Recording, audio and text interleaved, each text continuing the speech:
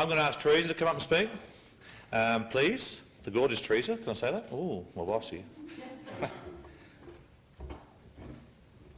Thank you, Mark. It's a real privilege to be here today, and thanks for the invitation. It's great to get with a group of people that are really passionate about bringing forth change for not only economically but environmentally and social change. So it's a great event, and thanks everyone for being here. My passion is industrial hemp, and there's so much that I could talk about in this field, but obviously we only have a short amount of time, so I'll try and keep it to a clear message.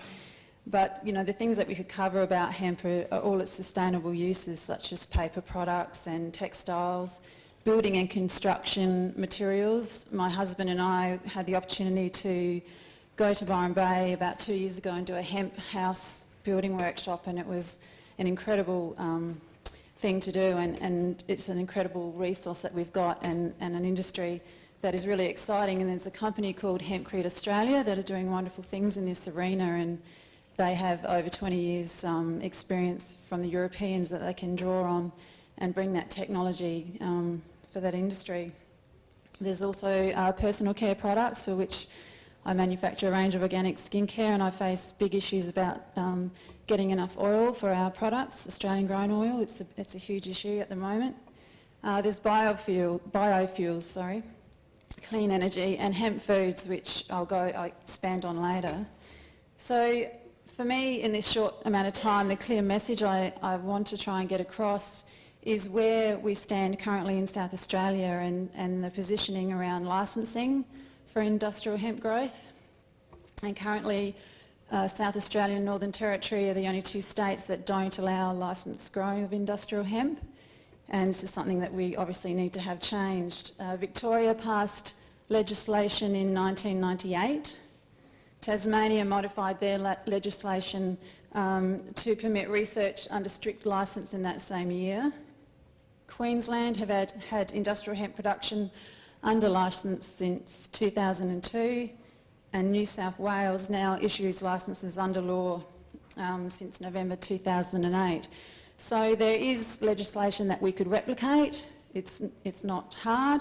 And currently in South Australia, hemp is prohibited under the Controlled Substance Act 1984 alongside marijuana. And we just really need to have this changed. In correspondence that I've had with several ministers and with PIRSA, Primary Industry South Australia, there's a few arguments that PIRSA put forward, such as the crop's not suitable for South Australian dry climate conditions. And I'd really like to dispute that. There were trials done in the 1990s, as many of you may know, and in those trials 5 varieties of French hemp were used. Now, hemp is a day-length sensitive crop, not a climate-sensitive crop, so latitude is the issue here and not temperate climate. So French hemp varieties are used to an 18+ hour day length and won't yield enough biomass. They'll actually go to flower within 6 to 8 weeks and stop growing, so you won't get that yield. So you could really say that the trials were actually doomed to fail. Now, with years of work done in the industry from other states and people like Eco-Fibre Industries, they've now bred varieties that are suitable for our conditions. So again, the technology's there and we can capitalise on that. So those arguments really don't sort of hold any standing now. Another argument was that initiatives in other states have not been sustained, because I mentioned that I'm having trouble accessing Australian grown oil. We've had shortages in the past and had to import from New Zealand, and PIRSA put that down to the fact that the industry is not sustainable, but it's not. It's that now people are more aware of what the benefits of hemp oil, so demand is outstripping supply. And yeah, so I would strongly dispute that fact. There's incredibly inspiring businesses around hemp, from skincare manufacturing to fibre for textiles, hemp housing, as I mentioned before, and hemp foods, in spite of our government's current stand, is really growing of interest in this country. And we need more growers for that as well. And the whole hemp food debate, hemp food industry is huge in Canada, in the US, in Europe. and we're the last Western country to allow the cultivation of low THC hemp foods. So we cannot consume seeds and oil and protein powders, those sorts of things. Now, the application to allow the consumption of low THC hemp foods with FSANZ, or Food Standards Australia New Zealand, has been experiencing the political football since 2009. The application is now in the hands of COAG, or the Council of Australian Governments, and its forum.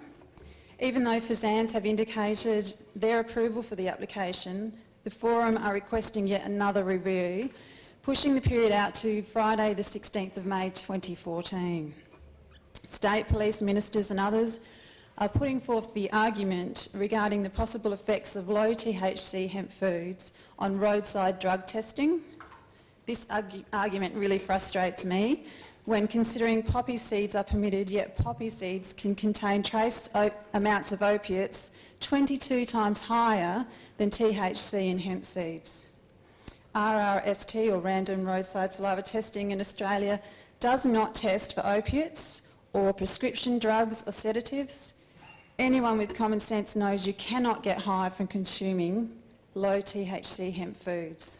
What you will get, though, is lowered blood pressure, a stronger immune system, stronger and more beautiful hair, skin, nails, and the perfect balance of essential fatty acids that our bodies need for optimal health. And we're being denied this health food at the moment.